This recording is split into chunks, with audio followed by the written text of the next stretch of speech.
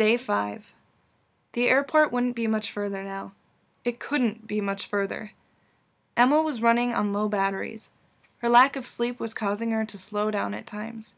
There was hardly any time for rest. An hour or less here and there, but nothing longer than that.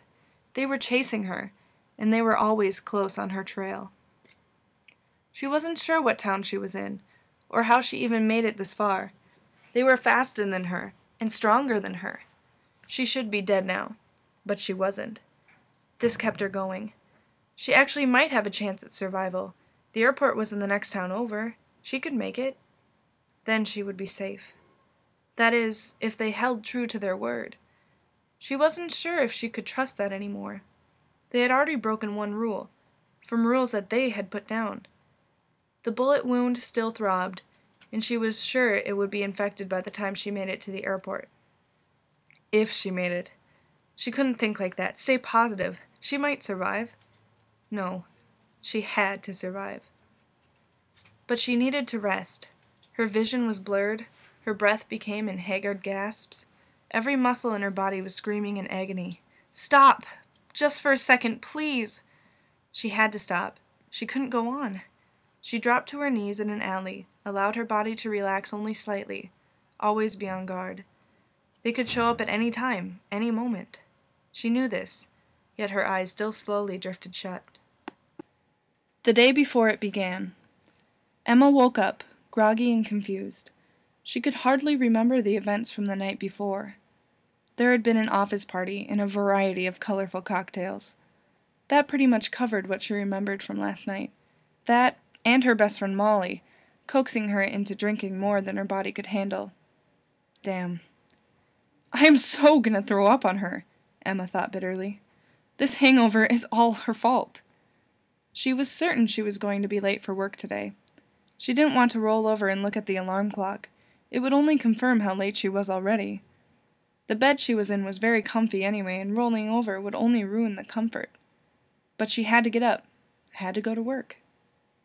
Finally surrendering, she rolled over to check the time.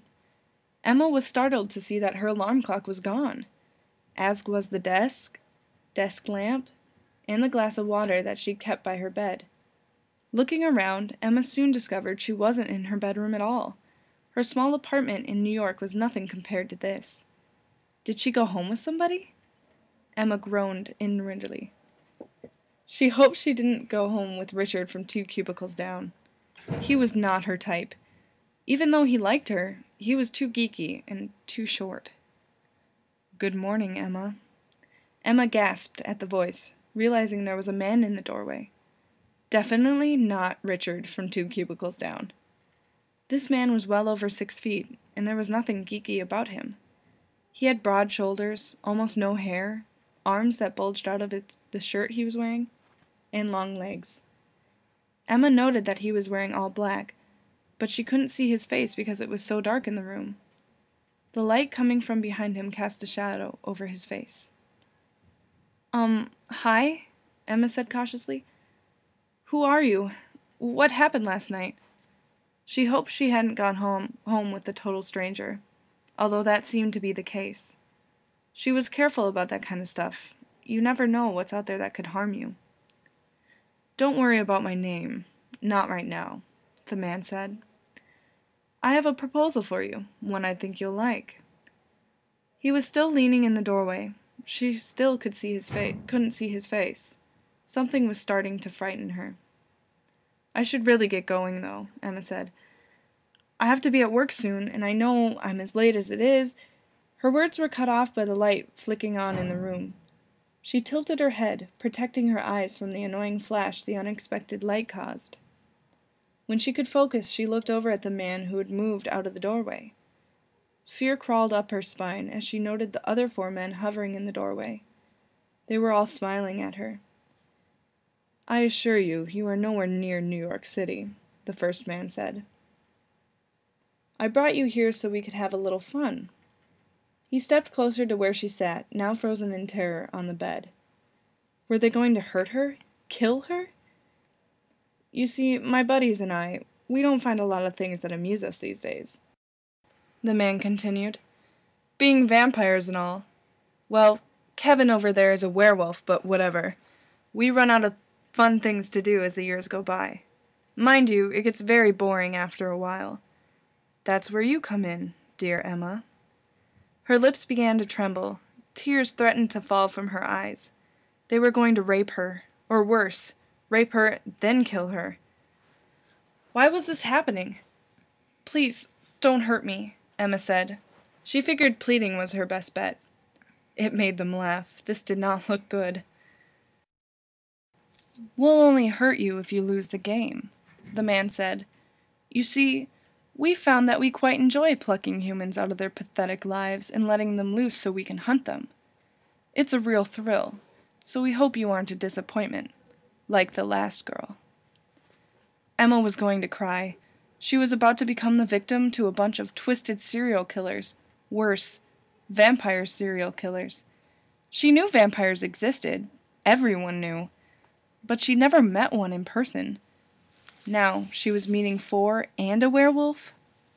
"Please, I just want to go home," Emma said. "Please let me go." "We'll let you go. Then you'll have to find your way to the airport 2 towns over while we hunt you," the man said. Just like the others who played. "I don't want to play!" Emma shouted. "I want to go home!" Crap. That was stupid. She should have kept her mouth shut.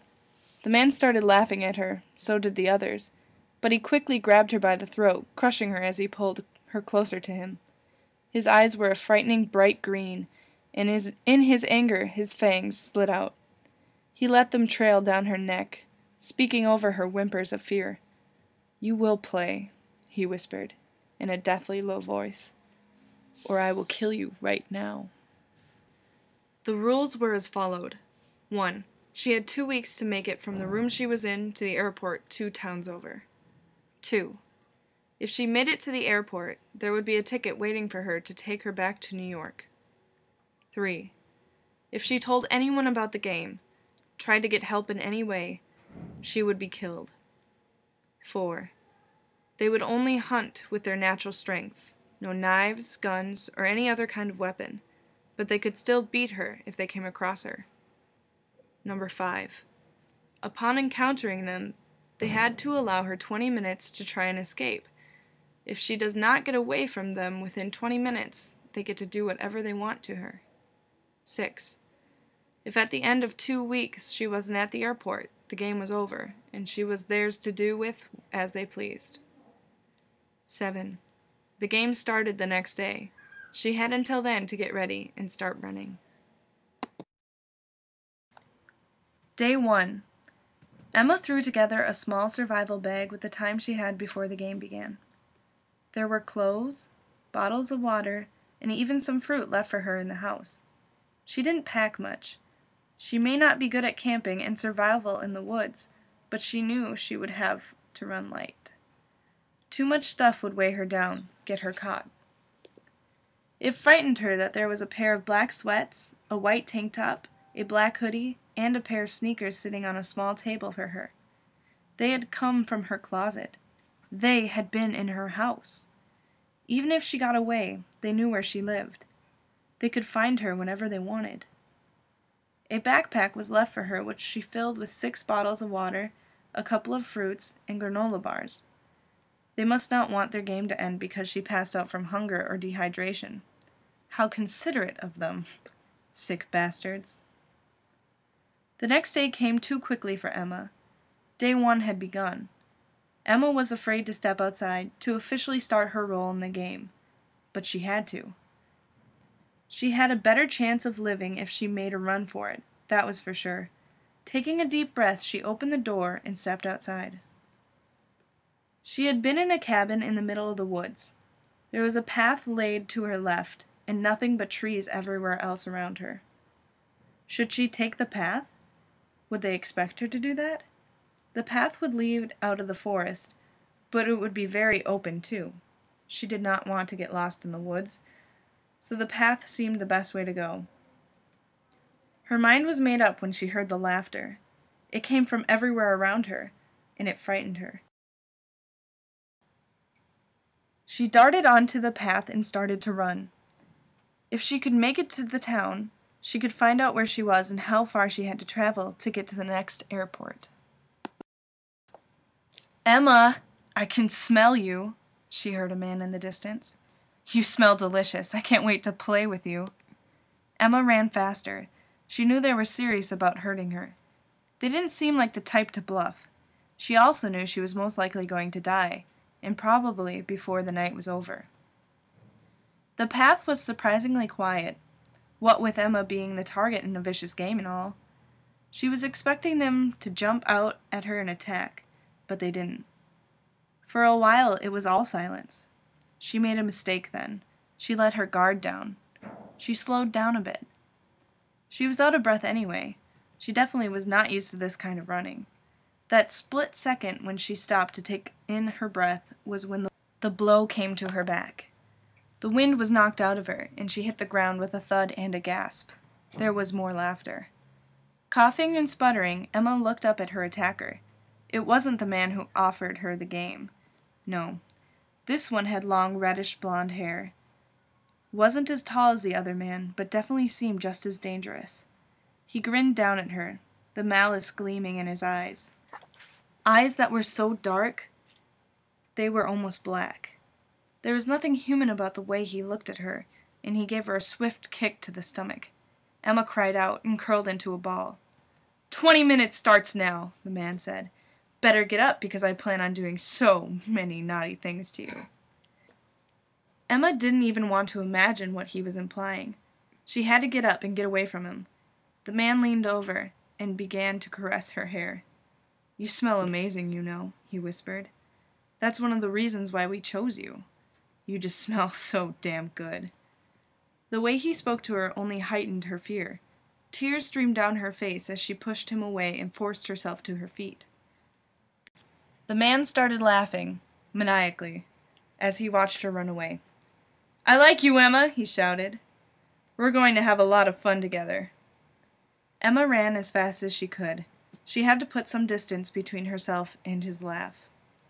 The path was too long. She didn't think she was going the right way or if she was going to make it out of the woods. When the lights from the town started to shine in the distance, she almost cried out in joy. But the game was not over. She had to find her way to the airport, had to get a ride to the next town. How was she going to do that? Entering the town, Emma didn't know where to go first. She doubted there were taxis in such a small town, and she didn't have any money anyway. She didn't want to stay in a hotel, but she had to find a place to hide until she could come up with a plan. So she went to a diner. It wasn't very crowded in there, so she took a seat at the farthest table in the back. That way she could watch everybody that came in through the door. She was given a menu, which she barely looked at. She was too busy thinking of a way to the next town. Your hot chocolate, miss. The only waitress on duty set a glass of steaming hot chocolate down on her table. There was even whipped cream on top. Oh, no, I didn't order this, Emma said. The waitress smiled at her, sweetly. You look like you've had a rough night, she said. Hot chocolate always makes me feel better, so I figured you would like some. It's on the house, hon. Oh, thank you, Emma said. The waitress smiled at her and walked away. Emma took a sip of the drink, while she thought about how to get to the next city. Excuse me, miss? Emma said, calling the waitress over. Is this a 24-hour diner? The waitress smiled and nodded. Why, yes it is, she said. Do you mind if I stay here at least until it's light out? I would really appreciate it. The waitress seemed like a nice woman. Her plan might work. Of course you can, the waitress said. If you need any help, just let me know. Thank you, Emma said. Could you tell me how far the next town is from here? The waitress thought for a moment. It's a 3-hour drive in a car, she said. Probably looking at 6 if you're on foot. It's not very far at all. That was good. She would head to the next town during the day. That way, she would only have to worry about the werewolf while she walked down the road.